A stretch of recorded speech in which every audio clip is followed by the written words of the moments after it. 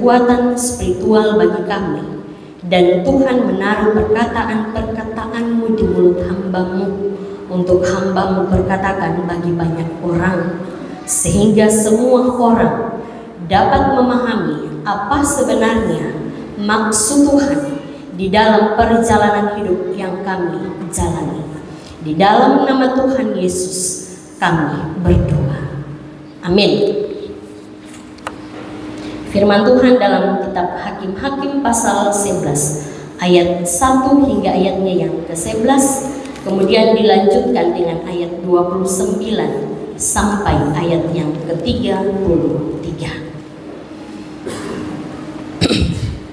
Saya akan membacakan bagi kita semua. Lembaga Alkitab Indonesia memberi judul Yefta dan Gilead.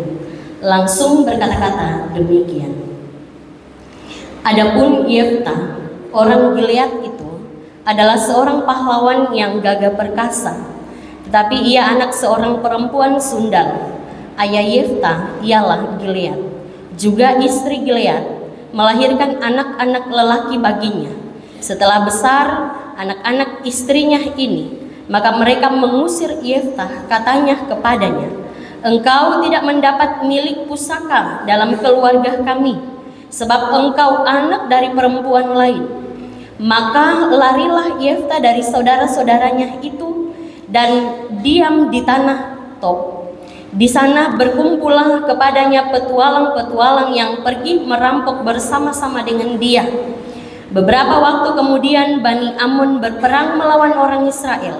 Dan ketika Bani Amon itu berperang melawan orang Israel, pergilah para tua-tua Gilead menjemput Yefta dari tanah Tob. Kata mereka kepada Yefta, "Mari, jadilah panglima kami, dan biarlah kita berperang melawan Bani Amon." Tetapi kata Yefta kepada para tua-tua Gilead itu, "Bukankah kamu sendiri membenci aku dan mengusir aku dari keluargaku? Mengapa kamu datang sekarang kepadaku pada waktu kamu terdesak?" Kemudian berkatalah para tua-tua Gilead kepada Yefta, "Memang kami datang kembali sekarang kepadamu. Ikutilah kami dan berperanglah melawan Bani Amon. Maka engkau akan menjadi kepala atas kami, atas seluruh penduduk Gilead." Kata Yefta kepada para tua-tua Gilead, "Jadi, jika kamu membawa aku kembali untuk berperang melawan Bani Amon, dan Tuhan menyerahkan mereka kepadaku, maka akulah yang akan menjadi kepala atas kamu." Lalu kata para tua-tua Gilead kepada Yefta, "Demi Tuhan yang mendengarkannya sebagai saksi antara kita, kami akan berbuat seperti katamu itu." Maka Yefta ikut dengan para tua-tua Gilead. Lalu bangsa itu mengangkat dia menjadi kepala dan panglima mereka. Tetapi Yefta membawa seluruh perkaranya itu ke hadapan Tuhan di Mizpah. Kemudian dilanjutkan dengan ayat 29 sampai 33 di atas perikop Nasar Yefta. Lalu roh Tuhan menghinggapi Yefta. Ia berjalan melalui daerah Gilead dan daerah Manasye, kemudian melalui Mizpah di Gilead, dan dari Mizpah di Gilead ia berjalan terus ke daerah Bani Amon. Lalu bernasarlah Yefta kepada Tuhan, katanya, "Jika engkau sungguh-sungguh menyerahkan Bani Amon itu ke dalam tanganku, maka apa yang keluar dari pintu rumahku untuk menemui aku pada waktu aku kembali dengan selamat dari Bani Amon, itu akan menjadi kepunyaan Tuhan, dan aku akan mempersembahkannya sebagai korban bakaran." Kemudian Yefta berjalan terus untuk berperang melawan Bani Amon, dan Tuhan menyerahkan mereka ke dalam tangannya. Ia menimbulkan kekalahan yang amat besar di antara mereka, mulai dari Aron sampai dekat Minit, 20 kota banyaknya, dan sampai ke Abelu, kota ke Abel Keramim, sehingga Bani Amon itu ditundukkan di depan orang Israel. Demikian bagian bacaan kita pada saat ini yang disebut berbahagia bagi kita semua yang tidak hanya mendengar, tetapi mampu melakukan firman itu dalam kehidupan kita hari lepas hari. Shalom. Bapak dan Ibu, saudara-saudaraku yang dikasihi Tuhan, puji dan syukur terus kita persembahkan kepada Allah Tritunggal yang empunya kehidupan ini, yang terus menyertai dan memperlengkapi kehidupan kita, sehingga pada pagi hari ini kita kembali lagi dipersekutukan di rumahnya yang kudus. Tanpa terasa, torang soada di minggu pertama di bulan November. Sehat-sehat semua. Puji Tuhan, kita bersyukur kepada Tuhan. Kalau tanpa kasih Tuhan, maka sia-sialah kehidupan kita. Orang tidak akan ada sampai saat ini. Kita akan terus bergumul dengan kehidupan kita. Tetapi dengan kekuatan adanya dari Tuhan, maka pada saat ini kita masih terus diberkati oleh Tuhan.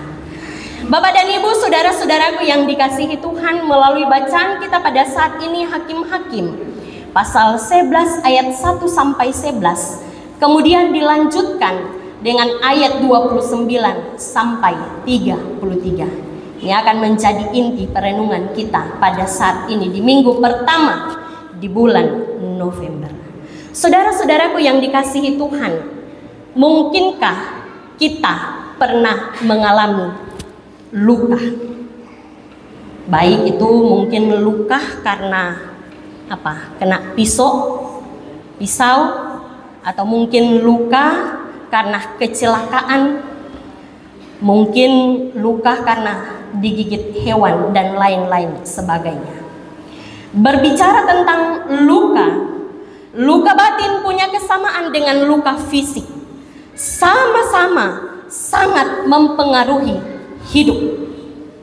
Sama-sama sakit, sama-sama rasa sakit. Bedanya, kalau luka batin itu tidak terlihat, tapi jika tidak disembuhkan, maka makin lama makin parah. Bukan cuma luka fisik yang kalau tidak diobati kemudian tidak parah, tetapi pun juga luka batin. Luka batin adalah istilah yang mengacu pada keadaan jiwa seseorang yang tidak sehat akibat penderitaan yang terjadi dalam hidupnya.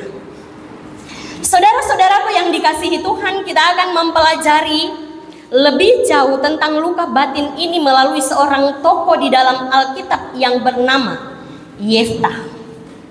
Yeftah adalah salah seorang hakim penguasa Israel setelah era kepemimpinan Yosua itu berakhir. Ketika kita membaca asal-usul Yeftah di Hakim-Hakim ini, pasal 11, terlebih khusus pada ayat 1 sampai 2, Yeftah dipandang sebagai seorang pahlawan yang sangat gagah berani. Tetapi di sisi lain ia adalah anak seorang perempuan sundal. Bahkan ayah Yeftah dikatakan mempunyai anak-anak lelaki lain dari istri resminya. Ini yang mengakibatkan anak-anak itu akhirnya mengusir Yeftah. Yeftah mengalami penolakan dari lingkungan yang seharusnya memberikan kehangatan kepadanya. Yeftah ditolak oleh orang-orang yang seharusnya mengasihi dia. Tidak dicatat bagaimana respon ayah Yeftah. Tetapi yang jelas akhirnya Yeftah harus pergi meninggalkan saudara-saudaranya pada saat itu. Menarik untuk diamati apa yang terjadi setelah itu, bahwa Yeftah pergi dan kemudian ia bergabung dengan para perampok. Mengapa ia pergi dan bergabung dengan perampok? Hal ini menjadi indikasi adanya luka dalam batin Yeftah akibat penolakan dalam keluarganya. Perilaku orang kepada kita melalui perbuatan dan perkataan yang tidak sesuai dengan harapan kita dapat melukai jiwa kita. Bahkan pada tahap yang paling awal di dalam kehidupan kita, kita selalu mengharapkan sesuatu yang baik dari orang lain.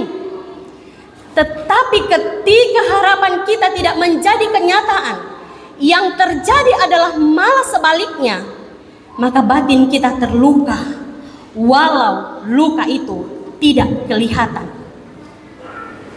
Tapi Bapak Ibu, saudara-saudaraku yang dikasihi Tuhan, menjadi kabar baik bagi kita pada saat ini adalah ternyata Tuhan tetap bisa memakai seseorang dengan luka batin untuk melaksanakan segala pekerjaan-pekerjaan Tuhan.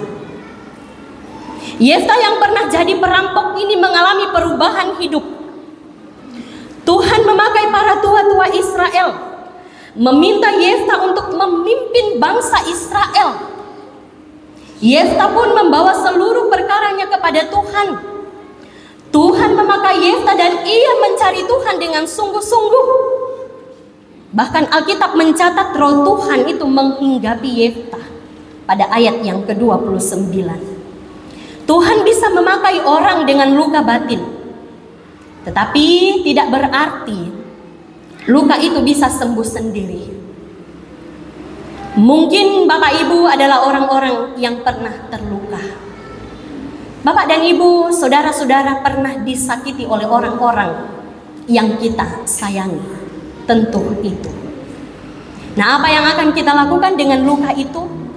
Apakah kita akan mengingkarinya? Apakah kita akan membiarkannya? Ataukah kita melupakannya? Saudara-saudaraku yang dikasihi Tuhan, luka batin hanya dapat disembuhkan melalui kesediaan untuk mengakui luka itu dan kita bisa melepaskan pengampunan. Sama seperti luka yang ada di tubuh, luka batin bukanlah sesuatu yang dapat membanggakan kehidupan kita. Seringkali kita cenderung menutupinya dan bahkan ingin melupakannya. Sehingga saudara-saudara, langkah apa yang harus kita lakukan untuk menyembuhkan luka batin? Apalagi sebentar lagi kita akan memasuki bulan Desember dan menutup tahun 2024 ini. Tinggalkan semua luka yang ada di tahun ini supaya hati kita menjadi lega. Tinggalkan apa yang menjadi luka kita di tahun ini supaya hati kita plong. Langkah yang harus kita lakukan adalah pengakuan. Pengakuan itu sangat penting. Mengakui berarti tidak menyangkalinya. Mengakui berarti bersedia mengekspresikan perasaan akibat luka batin itu dengan cara apa? Dengan kita terus bersungguh-sungguh menyerahkan ataupun kita mengakui segala kehidupan kita di hadapan Tuhan. Pengakuan. Kemudian yang kedua, mengampuni. Yang berarti hak kita untuk membalas diserahkan kepada Tuhan. Kita tidak perlu melakukan apa pun untuk membalas dendam, apalagi sampai menyimpannya dalam diri kita. Lebih baik bagi kita untuk mengampuni. Seperti Yefta, ia pun pada akhirnya membawa seluruh perkaranya kepada Tuhan.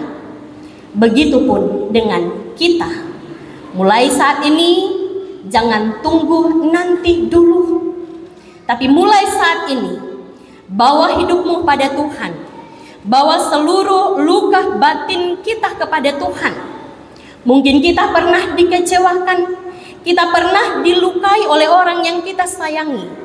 Jalan satu-satunya hanyalah pengakuan dan ampunilah.